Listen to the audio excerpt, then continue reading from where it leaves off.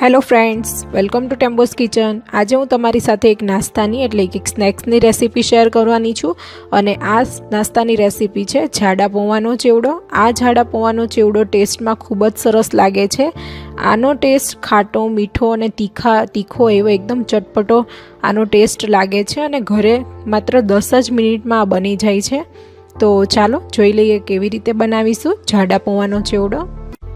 તો જાડા પૌવાનો ચેવડો બનાવવા માટે આપણે ઇન્ગ્રેડિયન્ટ્સ જોઈ લઈએ। તો મેં અહીંયા 1.5 કપ જેટલા પૌવા લીધા છે। આપણે જાડા પૌવા જ લેવાના છે, આપણે જે બટાકા પૌવામાં યુઝ થાય એ જ પૌવામાં લેવાના છે। મેં અહીંયા 2 ટેબલ સ્પૂન સિંગદાણા લીધા છે, 1 ટેબલ સ્પૂન જેટલા કાજુ લીધા છે, 1 ટેબલ સ્પૂન દ્રાક્ષ લીધી છે અને 1 ટેબલ સ્પૂન ફ્રેશ લીમડાના પાન લીધા છે। કાજુ અને દ્રાક્ષ તમારા ટેસ્ટ પ્રમાણે તમે ઓછા કે વધારે લઈ શકો છો। તો હવે આ ચેવડાને એકદમ સરસ ચટપટો બનાવવા માટે આપણે એક મસાલો બનાવી લઈશું ચેવડા માટેનો। તો ચેવડાનો મસાલો બનાવી લઈશું। મસાલો બનાવવા માટે મેં અહીંયા 1 ટીસ્પૂન કાશ્મીરી લાલ મરચું લીધું છે। કાશ્મીરી લાલ મરચું યુઝ કરવાથી ચેવડાનો કલર એકદમ સરસ લાલ આવશે અને તીખો પણ નહીં લાગે।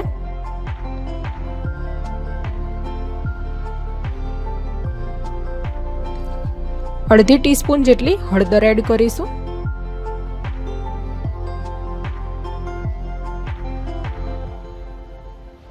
સ્વાદ પ્રમાણે મીઠું એડ કરીશું, હાફ ટેબલ સ્પૂન જેટલી અહીંયા દળેલી ખાંડ લીધી છે, હાફ ટીસ્પૂન જેટલો આમચૂર પાવડર લીધો છે। આમચૂર પાવડર અને આ શુગરનું કોમ્બિનેશન આ ચેવડામાં ખૂબ જ સરસ અને ચટપટું આવે છે, એટલે આમચૂર પાવડર જરૂરથી એડ કરવાનો।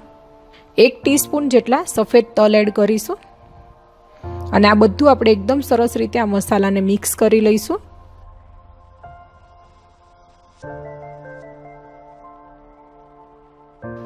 તો આપણો આ પૌવાનો ચટપટો મસાલો બનીને તૈયાર થઈ ગયો છે। આપણે એને સાઈડમાં મૂકી દઈશું અને ચેવડો બનાવી લઈશું। તો પૌવાનો ચેવડો બનાવવા માટે મેં અહીંયા તેલ ગરમ કરવા મૂકી દીધું હતું। આપણે તેલનું ટેમ્પરેચર એકદમ હાઈ નથી રાખવાનું અને મીડિયમ ગેસ ઉપર જ આપણે આ બધું જ તળવાનું છે।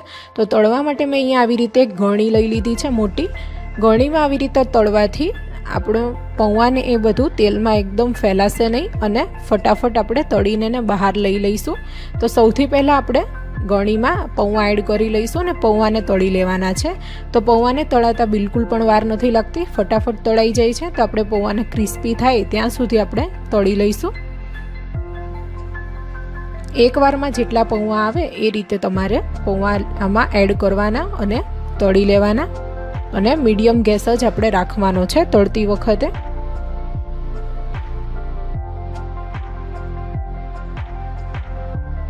તો આપણા પૌવા એકદમ સરસ ક્રિસ્પી તળાઈ ગયા છે। આપણે એને બહાર કાઢી લઈશું અને આવી રીતે બધા જ પૌવાને તળી લેવાના છે।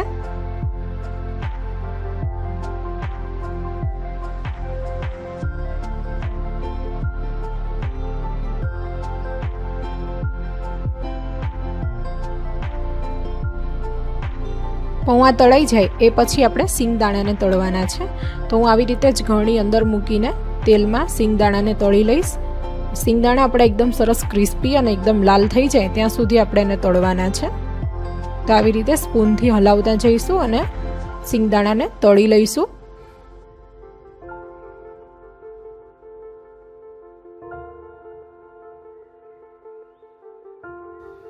તો આપણા સિંગદાણા પણ તળાઈ ગયા છે, એને આપણે એક વાસણમાં પૌવા સાથે જ ભેગા કાઢી લઈશું।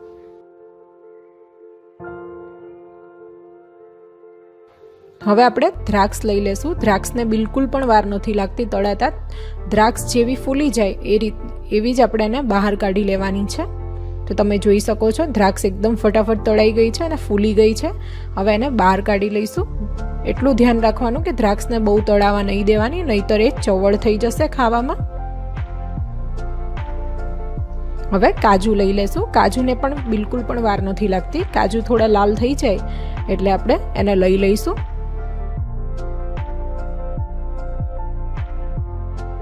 તો તમે જોઈ શકો છો કાજુ પણ આપણા તળાઈ ગયા છે। બરાબર તેલ નિતારીને એને પણ પૌવાના ભેગું જ એડ કરી લઈશું।